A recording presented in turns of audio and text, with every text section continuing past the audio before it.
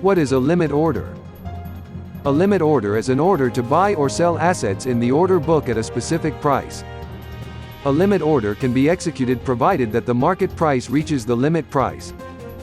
Thus, users can use limit orders to buy or sell digital assets at a price higher or lower than the current market price. Limit orders are used when there is no need to rush to buy or sell. Unlike market orders, in which transactions are executed instantly, limit orders are not executed instantly. That is, the trader must wait until the bid-ask price is reached.